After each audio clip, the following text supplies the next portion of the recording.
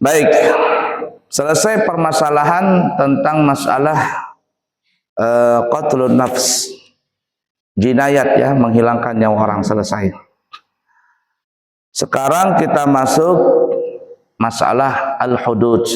Hudud itu adalah hukum-hukum yang telah ditentukan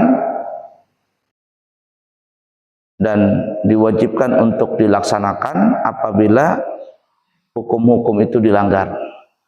Nah, hudud ini berkaitan dengan masalah kriminal selain daripada menghilangkan nyawa orang.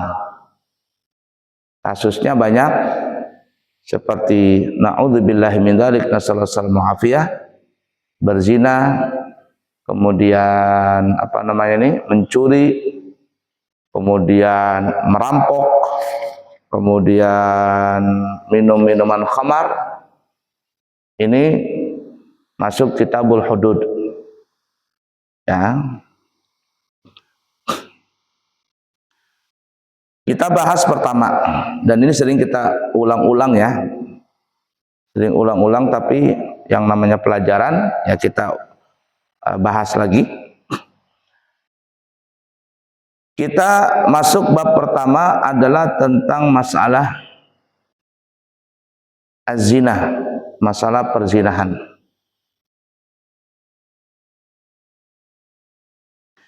Zina itu terbagi dua. Ada zina hakiki atau zati, atau yang kedua adalah zina maknawi. Zina hakiki atau zina lidzati ya adalah zina yang dilakukan sesama manusia yang alat kelamin laki-laki masuk ke dalam vagina seseorang. Nah, ini dulu definisinya. Kita bahas yang pertama, zina yang lidzati, zina yang hakiki adalah zina yang seseorang alat kelaminnya itu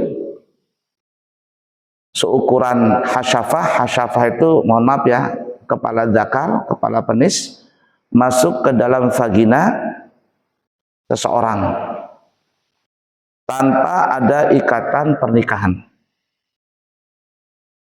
Tanpa ada ikatan pernikahan.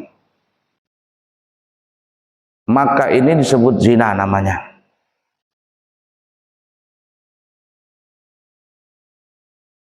Masuk ukuran kepala zakar.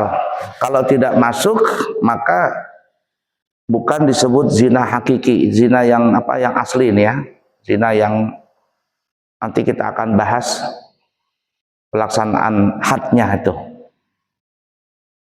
Nah, kemudian masuk ke dalam vagina. Vagina ini adalah alat kelamin perempuan. Baik yang di depan atau lewat pintu belakang. Baik kepada perempuan, pintu belakangnya nih, atau kepada pintu belakang laki-laki. Yang istilah orang zaman sekarang namanya LGBT. Nah, kalau di anak-anak yang lebay-lebay, yang tulang presto itu nyebutnya apa ya, boti-boti zaman sekarang. Nah, maka banyak ya, alhamdulillah sudah presiden sudah mengatakan apa tuh ya, LGBT itu adalah ancaman, apa katanya itu, non militer kah, tapi istilahnya itu ya, ancaman untuk negara non militer. Ngeri ya zaman sekarang. Dan LGBT ini penyumbang HIV yang paling banyak. Tahun lalu kalau tidak salah, ada saya baca artikel di media sosial, Banjarbaru itu kan sebelahan Martapura saja itu. Banjarbaru itu banyak terdapat penyakit HIV. Tahun 2025 kalau nggak salah. HIV. Ternyata penyumbang HIV yang paling banyak itu adalah dari LGBT. Dari LGBT. Kok bisanya itu ya? Ya bisa saja. Karena dia sudah masuk ke dalam vagina tadi. Jadi vagina itu bukan vagina alat kelamin perempuan saja, tapi bisa lewat pintu belakang. Dan itu masuk perzinahan. Cuma nanti LGBT ada ulama yang lebih tegas lagi untuk sanksinya. Karena ini sudah melewati kewajaran. Binatang yang hina saja, kalau dalam Islam kan binatang yang kita anggap najis berat itu kan adalah babi. Babi saja yang najis mughalladhah, dia tidak mau melakukan hubungan sesama jenisnya. Maksudnya sesama jenis dengan jantan itu nggak mau tuh. Babi itu. Begitu juga binatang yang lain. Ya, baik yang ternak ataupun yang buas. Pasti dia lawan jenisnya, maksudnya jantan dengan betina.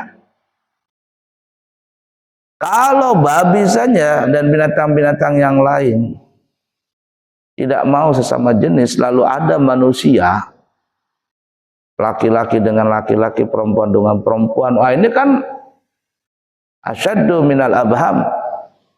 Ya, lebih hina daripada binatang tadi. Aneh itu seperti itu ya.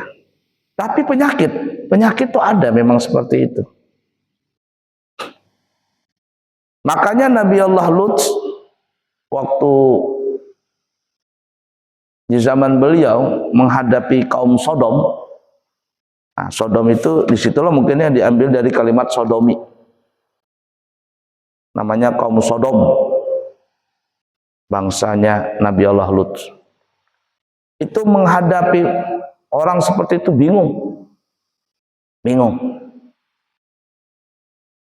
Karena belum ada lagi terjadi umat yang melakukan dosa itu sebelumnya. Nah, sampai akhirnya Allah Subhanahu wa taala membalik negara mereka itu. Yang di atas jadi ke bawah, yang di bawah jadi ke atas. Balik begini.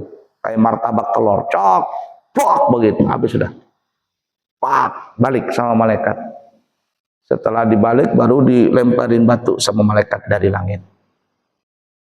Nah, oleh karena itu ada sebagian ulama yang tegas, orang yang melakukan LGBT itu hukumannya adalah orang tersebut dilempar dari atas jurang.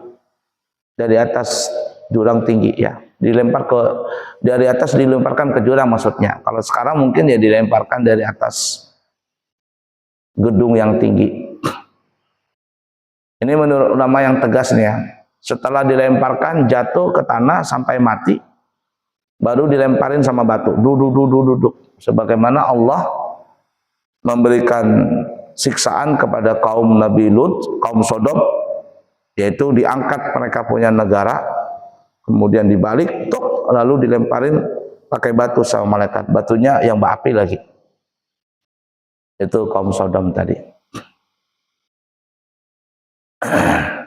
Nah, jadi itu melakukan perzinahan ya, zina kepada manusia yang diingini. Kalau tidak diingini, ya seperti kata ulama orang mati, ini nanti lain kasusnya.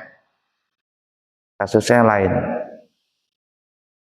Orang mati. Ada nggak orang mati diperkosa sama orang hidup? Ada. Bahkan di zaman Nabi Muhammad SAW itu pernah terjadi. Jadi ada orang datang ingin bertobat, kata Nabi, Allah akan memberi taubatmu kalau engkau betul-betul bertobat. Apa yang kau lakukan? Dosa apa yang kau lakukan? Lalu dia cerita, kalau ada perempuan meninggal dunia, maka perempuan itu digali kuburannya lalu dia perkosa.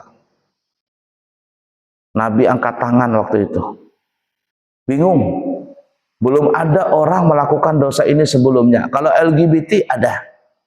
Melakukan hubungan dengan binatang, keledai, kuda, ada. Apalagi berzina ada, tapi kalau berzina dengan orang mati belum ada kasus ini. Nabi angkat tangan waktu itu. Diterima taubatnya atau tidak? Lalu orang itu pergi, kemudian Allah pun memberitahu bahwa Allah akan menerima taubatnya orang tersebut asalkan dia benar-benar taubat. Lalu dipanggillah orang itu kembali. Kemudian Nabi pun memberi kabar gembira bahwa Allah akan mengampuni dosanya dia, walaupun dosanya sebanyak buih di lautan, walaupun dosanya setinggi langit. Asalkan benar-benar bertobat, maka diterima taubatnya.